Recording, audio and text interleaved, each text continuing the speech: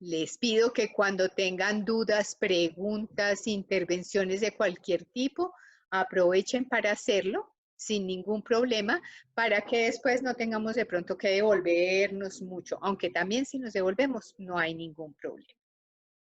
Entonces, diciendo estas palabras, los invito hoy a un paseo por la ciudad luz. Vamos entonces por París. Vamos a uno de los hoteles tradicionales con el nombre de el primer nombre que tuvo París, Lutecia. Lutecia es un hotel de tradición de principios del siglo pasado, muy, muy bohemio, muy de artistas, y es una joya por ver el famoso Art Nouveau, que caracteriza tanto la arquitectura parisina. Entonces, vamos, espero que les guste la habitación que les he reservado para que pasemos una noche en París. El famoso Lutecia estuvo cerrado un tiempo, hicieron una subasta fabulosa con todos los tesoros que tiene el hotel y lo reabrieron hace poco. Entonces, pues mantiene mucho de su tradición, pero también mezclado con elementos modernos y actuales. Entonces, eso se llama ser ecléctico, cuando puedo coger elementos de varias etapas históricas en el diseño y en la pintura, en la ropa. Aquí tienen la habitación, una linda vista a la Torre Eiffel.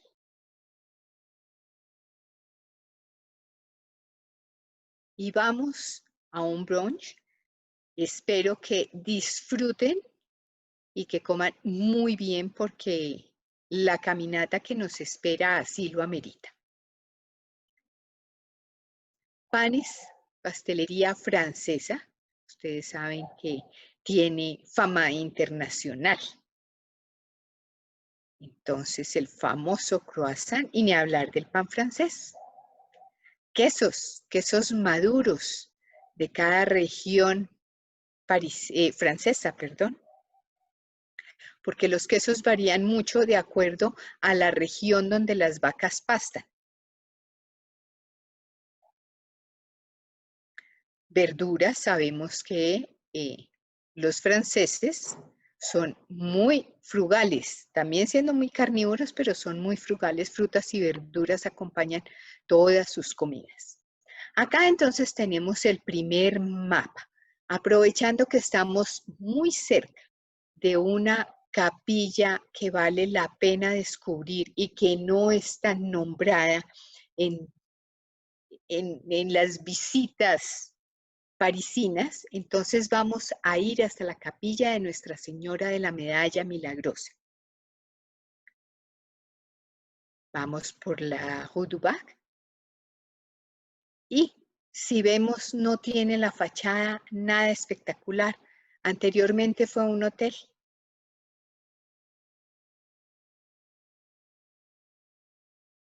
Pero la Virgen María se le presentó a una novicia que se llamaba Catalina y le describió la medalla. Aquí tenemos en la parte superior la medalla que le describió y que le dijo que quien la cargara estaría protegido.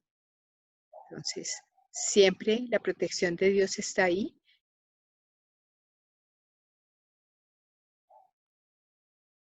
El cuerpo incorrupto de Santa Catalina Labourou. Y estas son las medallas desde donde de las manos de la Virgen salen los rayos, y en la parte posterior están las estrellas, la cruz, la M de María, los dos corazones, uno con la corona de espinas y el otro con la espada que lo atraviesa.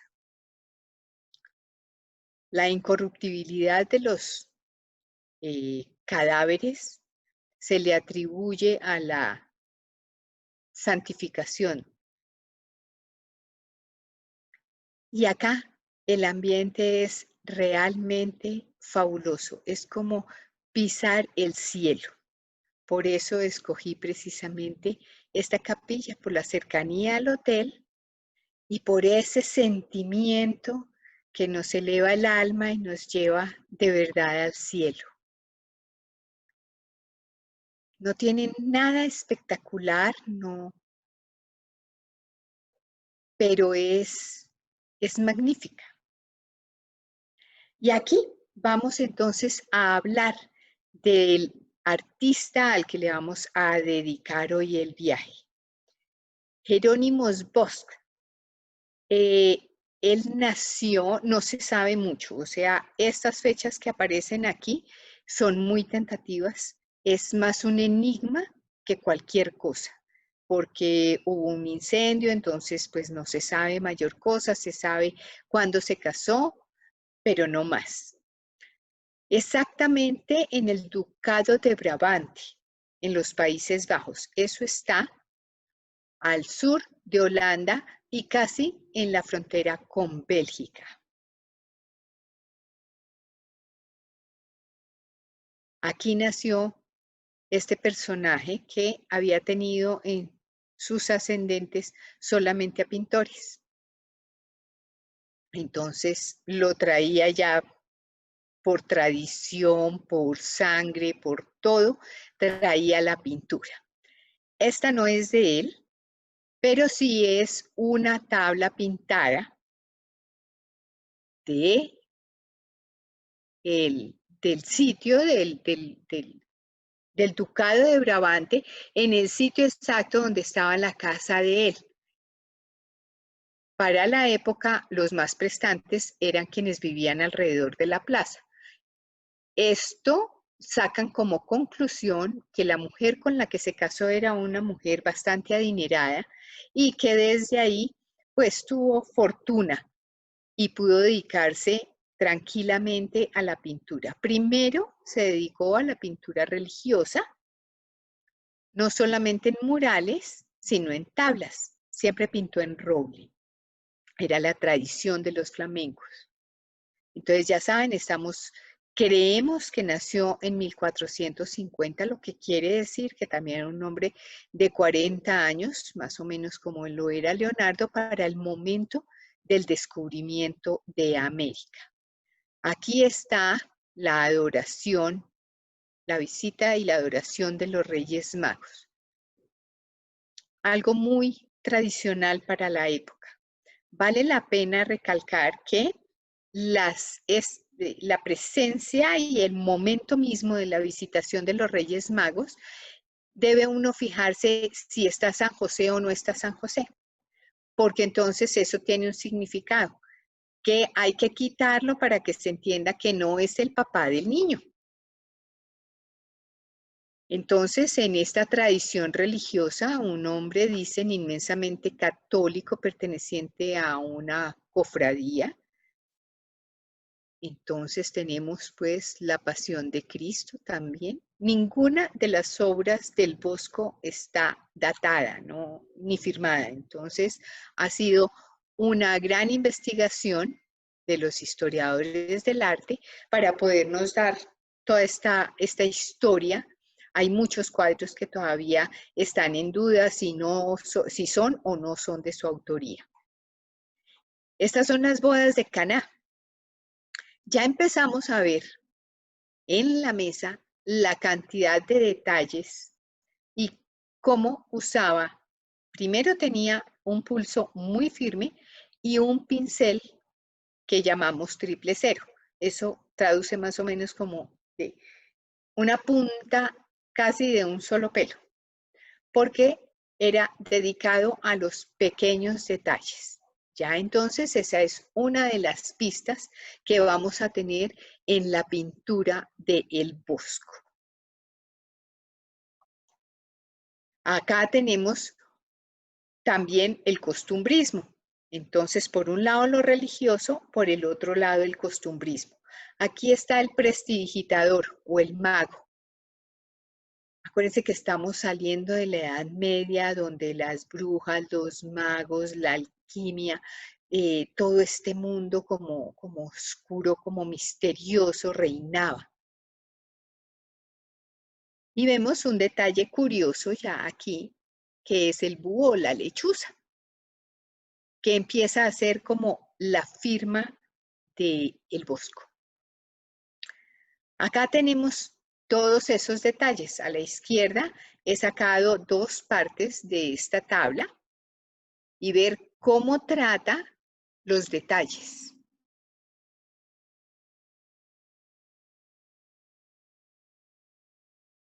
Y estamos como entre la pintura religiosa y esa pintura imaginaria también con un mensaje moralista y religioso. Pero esta digamos que no tiene tanta fantasía, una crucifixión, San Antonio y las tentaciones, y empezamos a ver cómo su imaginación infantil la mantuvo y empezó a recrear un mundo donde se mezclan los animales, donde los animales cambian de función, donde se mezclan personajes siendo mitad humanos, por ejemplo, y mitad un elemento.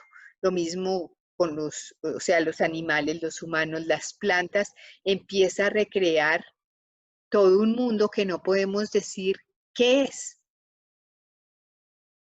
pero en su mundo sí es. De ahí que podemos decir que el Bosco es el padre del surrealismo y eso que estamos parados en 1500. Acá vemos el detalle arriba de la Virgen.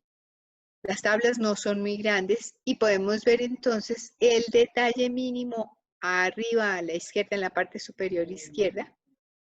Y ya vemos los personajes, estos recreados por él. Tiene cara de humano, pero podemos decir que el vientre es una esfera y que la parte inferior es un reptil. Ya hay que dejar volar muchísimo la imaginación y gozárselo desde ahí, no desde la realidad exacta. Esto de fotográfico no tiene nada.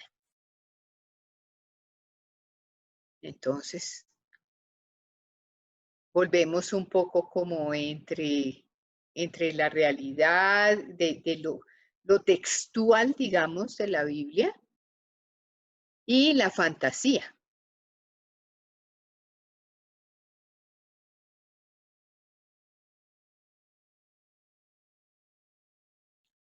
La cruz a cuestas, muchos lo han considerado un gran paisajista porque casi todas las escenas tienen unos fondos en un paisaje muy detallado y muy bien logrado. Pero a mí me parece que la obra se debe ver desde la genialidad de la inventiva. Trípticos. Los trípticos en este momento se usaban mucho y tenían una connotación también religiosa.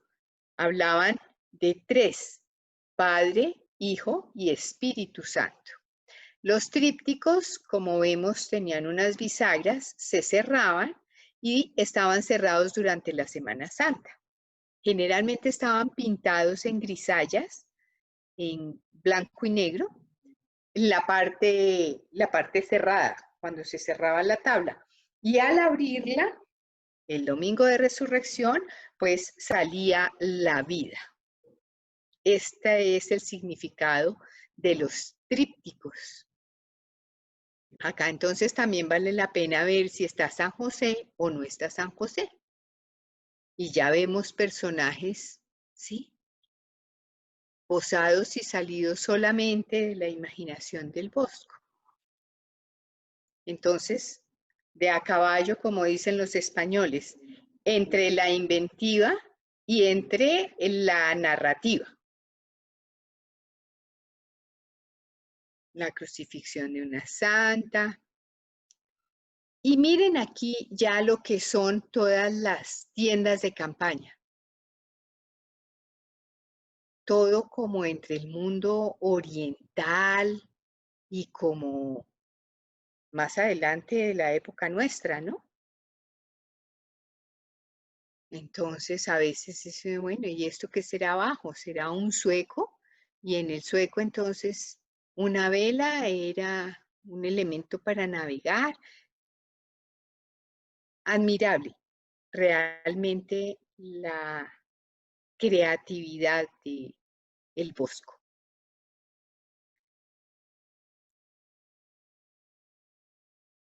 Muchos elementos, no se puede pasar rápidamente por la obra del Bosco. El Bosco no pintó mucho, se reconocen más o menos unas 25 obras de él y unos cuantos dibujos. Y dicen que tuvo un alumno que lo copió casi exactamente. Y acá tenemos en el Museo del Prado el Jardín de las Delicias. El Jardín de las Delicias también es todo un misterio. Dicen que se lo regaló el novio a su esposa, pero no se sabe quién era, ni será un encargo puntual o no se sabe nada. Pero es un tríptico y ha tomado su nombre más que todo por el panel central. Estas son las tablas cerradas, las que les digo que en Semana Santa se cerraban y estaban en grisallas. Esta está por los 3 primeros días de la creación. Entonces la separación de las aguas, la de la luz, y se abre y aparece la vegetación, los animales y todo lo que siguió a la narración de la creación en la tradición judeocristiana. Vamos entonces a dedicarnos primero al panel de la propia creación, del paraíso, que es el que está a mano izquierda. Entonces tenemos el paraíso, la vida misma, que es al que la llama el Jardín de las Delicias, y a la derecha, pues, como podemos ver, es como infernal. Entonces, vemos esta cantidad de animales fantásticos, porque ya son mezclas, uniones, simbiosis entre pájaros con peces, entre peces y mamíferos con alas, con aletas. No podemos decir que conocemos a ninguno de estos animales. Bueno, de pronto el pájaro de la izquierda es como el que más podemos decir que es un pájaro, pero de resto todos con pico de pato, con todo lo empieza a mezclar y a crear sus propias criaturas y su propio paraíso. Entonces tenemos el paraíso. Nos vamos a fijar muy bien en Dios, que está vestido de rosado. Es bueno tener esa referencia del rosado, que si se acuerdan en la creación de Miguel Ángel, también Dios está vestido de rosado, no está vestido de azul. Entonces está vestido de rosado, tiene a Adán sentado a la izquierda y a Eva que es superior, digamos, que Adán. Y les da la bendición, diciendo, creced y multiplicaos, que les entregaba la tierra con todas sus cosas para que la disfrutaran, crecieran, la multiplicaran, la poblaran. Tenemos acá entonces en la parte superior del mismo retablo de la creación la fuente de la vida. Y en la fuente de la vida vale la pena mirar en el centro quién está, el búho o la lechuza. El símbolo. Y fijémonos en qué sitio de la tabla está. Está en el casi centro, en el medio de la tabla. Y pues un paisaje bastante fantástico. Disney yo creo que se inspiró muchísimo en el Bosco. Reconocibles el elefante y la jirafa. Y otros animalitos que también podemos decir. Se dice que el que está al lado de la jirafa es un perro.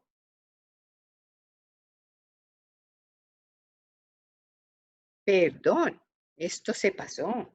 Nos vamos entonces a la tabla del medio, que es la de la vida. O sea, ya venimos del paraíso y entonces quedamos en el jardín de las delicias.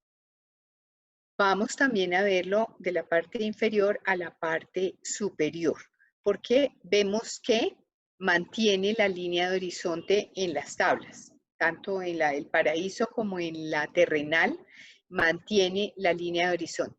Y vemos que Adán y Eva le hicieron mucho caso a Dios cuando dijo, creced y multiplicaos. Pues miren la cantidad de gente que hay aquí.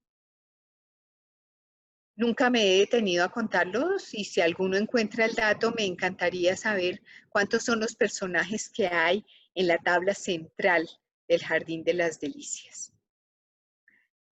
Vemos acá que los pájaros son más grandes que los humanos y que siempre los pájaros han tenido una connotación sensual y lleno de detalles, ¿sí? Dedicados más bien a la lujuria, haciendo caso a crecer y multiplicados. Subiendo un poco, entonces vamos a ver que acá tenemos ya más detallado los pájaros, el hombre que va sobre el pato y muchas parejas como tratando de ocultarse, pero están dentro de elementos transparentes.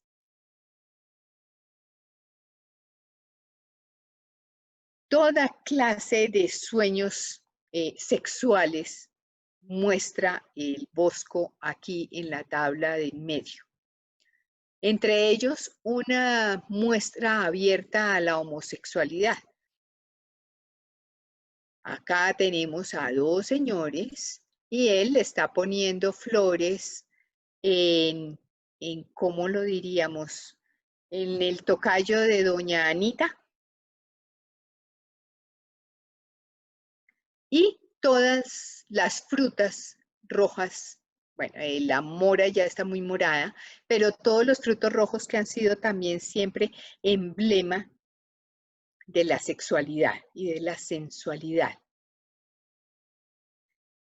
Dentro de los detalles de la parte inferior, pues está la muestra de los pájaros enormes y la de Adán y Eva. Miren acá cómo ya Adán señala con el dedito a Eva. El dedito en el bosco se repite en varias partes. Entonces es como la narración diciendo, ella fue, y ella hace cara como de, esto aquí hay complicidad de ambas partes. Y tenemos a nuestro búho lechuza. En la parte central del panel de la mitad está a un lado y al otro la lechuza, la misma que estaba en la fuente de la vida de la creación. Se le atribuye la connotación de la conciencia, siempre así abierta, despierta. En la parte superior del panel central, donde está todavía este paraíso terrenal, entonces tenemos que hay como cuatro sitios, 4 continentes probablemente, de donde salen también 4 ríos. Y si unimos esos sitios, tenemos una M. Dicen para muchos que es la M de mundo y la M de muerte. Como quien dice que si uno pues está viviendo y de todo, pues sí, se va a morir. Y en el centro, entonces tenemos cómo cabalga la lujuria. Acá tenemos más detalladitos a los hombres cabalgando sobre diferentes animales. ¿Sí ven? Entonces tenemos una especie de felinos, ¿sí? Lo único que podemos concluir entre todos es que son unos cuadrúpedos. Y en la fuente, o sea, ellos van cabalgando sobre los animales fabulosos. Y ellas están en la fuente, mujeres hermosísimas, entre ellas varias de color. Entonces, imagínense, ¿qué más no pensaría el Bosco mientras hacía todas estas cosas? ¿Y en qué grado de detalle? Acá tenemos entonces el otro que diríamos como especie de continente, ya teníamos 4 alrededor. Y entonces uno que está en el centro. Vamos a ver ahí en el centro qué es lo que nos deja entre esos animales acuáticos también bien extraños. ¿Cuál es el detalle? Entonces, mire, toda clase de maromas y de posiciones sexuales. Y eso que es una pintura completamente moralista. Se dice que está catalogada dentro de la religiosa. ¿Por qué? Porque él lo que quiere decirnos es que si cometemos pecados, después las vamos a pagar. Y este es el panel de la mano derecha. Entonces viene la culpa y vienen los castigos y todas las cosas que están, entre comillas, mal hechas.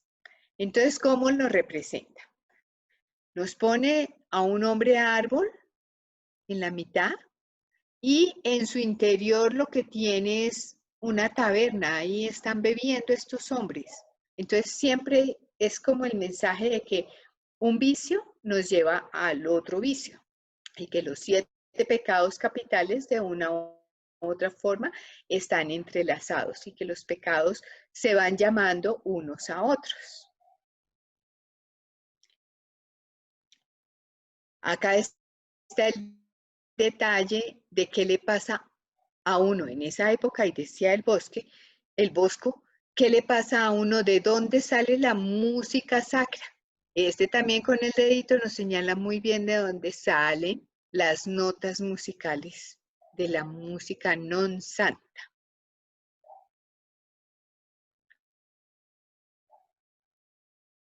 Y acá vuelve a aparecer Eva. Entonces ya Eva, que está aquí abajito, ya tiene cara de tristeza, de culpa, está como aburrida. Y este es otro de los elementos en los que él dice cómo se traga este animal fantástico las almas y cómo luego las digiere, las escupe. Acá vemos a un personaje que también por el tocayo de Doña Anita, saca monedas que caen y hay alguien abajo, avaro, como esperando que caigan las monedas. Son cuadros que hay que detallar muchísimo. A cada uno le llegue lo que tiene que sentir con respecto al cuadro.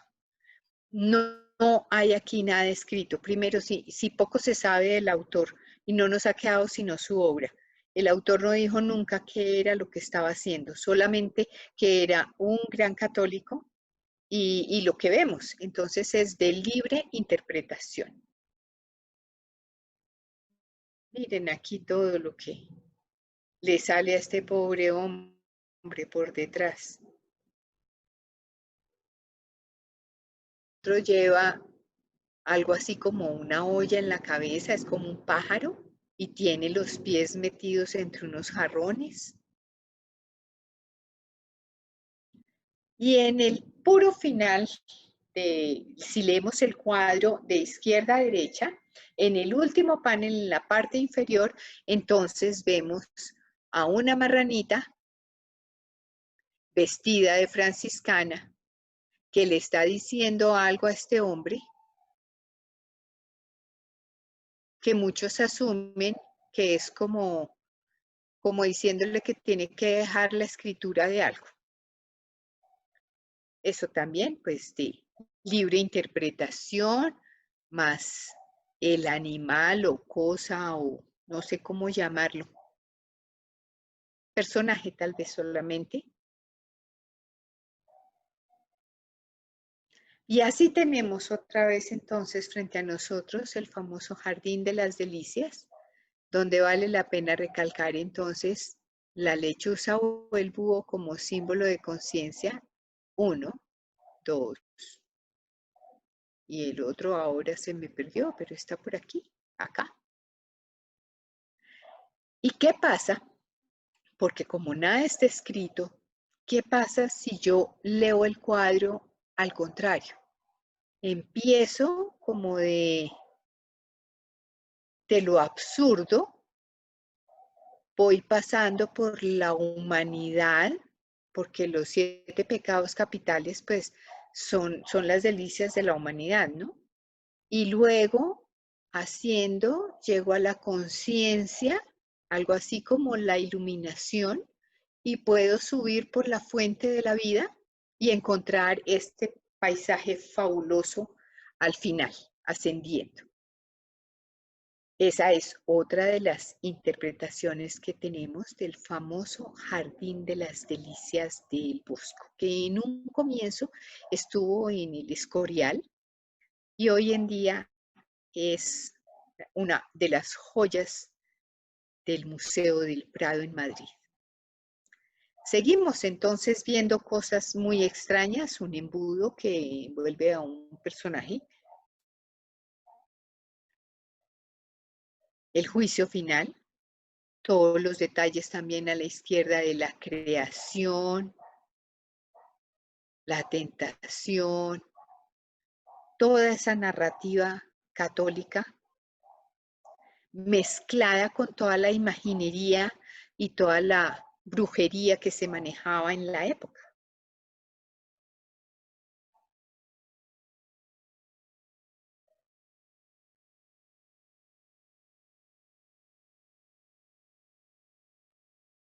Construcciones completamente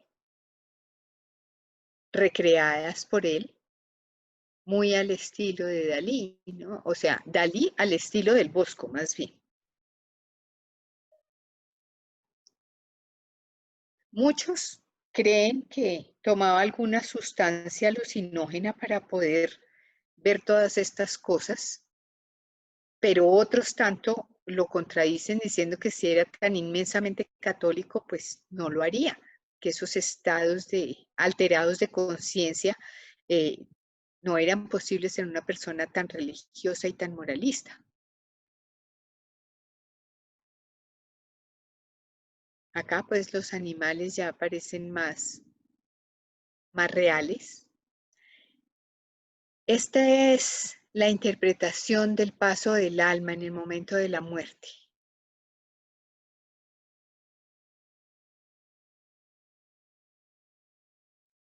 Y acá tenemos otro de los famosísimos y estudiados, que es el carro de heno. Acuérdense entonces que estamos en 1500 y volvemos a tener otra creación. Digamos que la idea se repite, pero siempre le va poniendo elementos nuevos. Este tiene el del ángel de la expulsión del paraíso. Y para la época en los Países Bajos, el heno era el símbolo de la riqueza, de la cosecha y el acaparamiento, era el heno. Y acá, obviamente, el castigo a los famosísimos 7 pecados capitales. Entre esos, pues, la avaricia. Esta es, dizque la sanación de los tontos, una especie de trepanación. Creían que era una piedra que estaba en el cerebro y impedía pensar. Muchos también le dicen que es la sanación del loco. A mí me gusta más el nombre de lo de los tontos. Pensar que haciendo una incisión se sacaba una piedra. Ella, pues imagínense ustedes con un libro en la cabeza, ¿qué nos quiere decir? y el de la izquierda con un embudo. Entonces, pues miles de interpretaciones. Otra de las cosas narradas y bien pintadas del Bosco es esta tabla de los 7 pecados capitales o el ojo de Dios. También está en el Museo del Prado. Y acá están representados los 7 pecados capitales. Esto lo obsesionaba bastante, lo del pecado, lo del castigo, era como una obsesión. Entonces tenemos la ira, la envidia, la pereza, la lujuria, la gula, la soberbia y la avaricia. Y cómo esto enferma, y cómo al infierno, y cómo lo contrario pues son las virtudes. Todas las tentaciones de los santos. Volvemos entonces un tríptico ya más narrativo, más literal.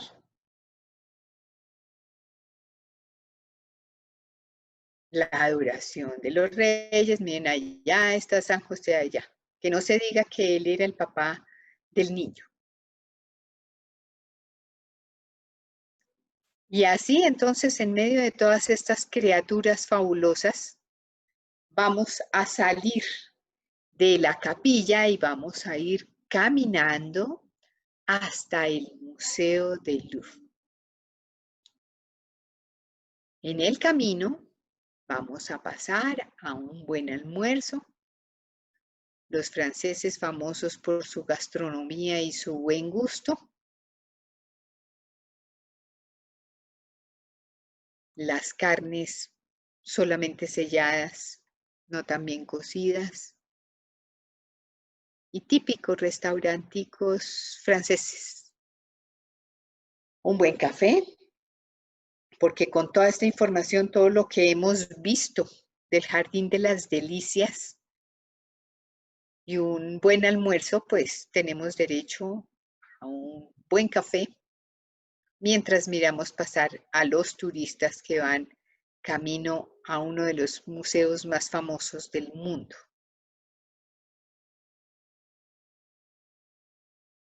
Encontramos al Sena y al fondo vemos el Museo del Louvre. La famosa pirámide de cristal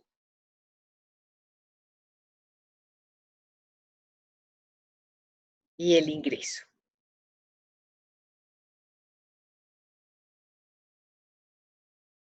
Vamos a recorrer los pasillos del museo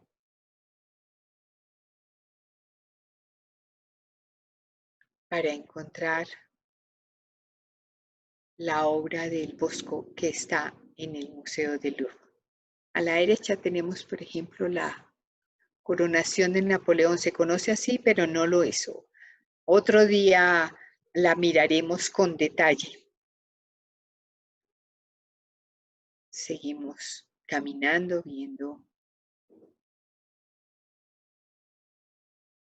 uno de los tesoros del arte tanto pictórico como escultórico. Y aquí está entonces la obra basada en un escrito de un alemán en 1494. Y era un tríptico, pero no conocemos, no quedaron sino las dos alas. La izquierda, que es la que está en el Louvre, y la de la derecha. Y la de la izquierda, que es la del Louvre, está fuera de eso partida. Se llama exactamente La nave de los necios.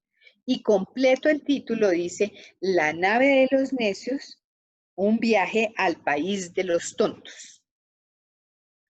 Entonces vemos que esto es una embriaguez total. Las monjas, los monjes cantan y están bastante salidos de sí mismos.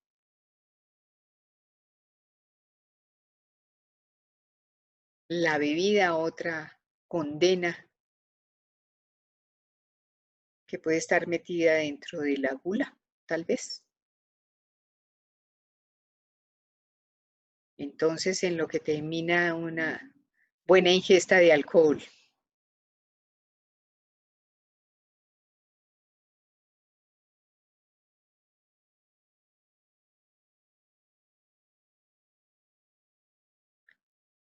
Que comamos y que bebamos cada vez más.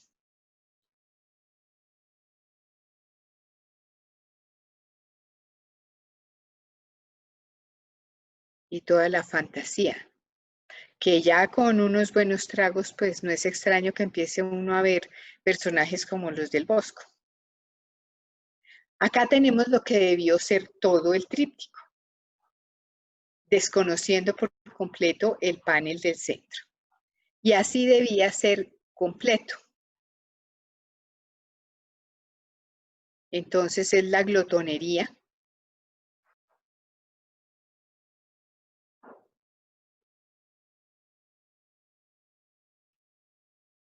el gordito que está aquí, los amantes que están allá escondidos, porque otro de los símbolos para la época eran las sandalias. Donde hay sandalias o la mujer se deja ver la sandalia, es un símbolo sexual. Y entonces acá, pues ellos que están en la tienda de campaña,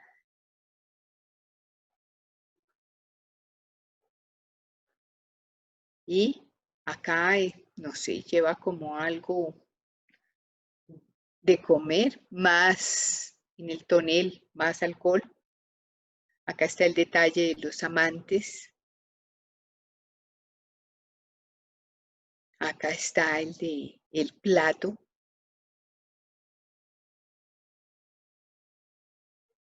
Y el panel de la derecha, que es la muerte del avaro. Entonces a la izquierda pues tenemos la muerte que llega acechando.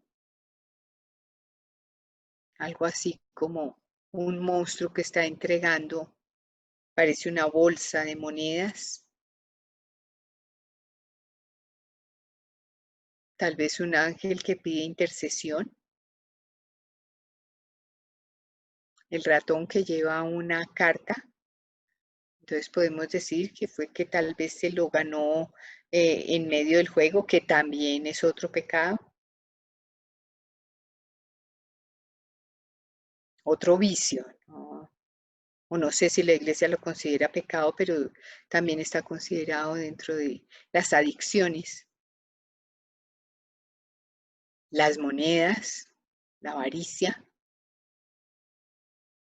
Y así dejamos entonces todo ese mundo fantástico del Bosco para encontrarnos con una de las obras emblemáticas de la humanidad. Yo pienso que si llegaran de otros mundos y descubrieran esto, descubrieran a la Victoria de Samotracha, podrían decir de verdad cuál es la Eva de todos nosotros.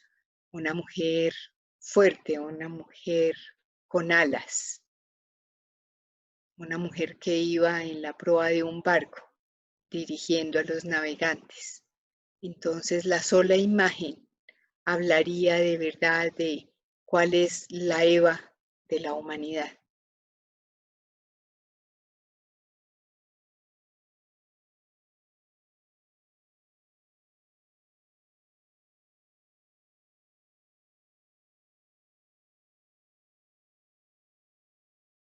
Y salimos en este atardecer del Museo del Louvre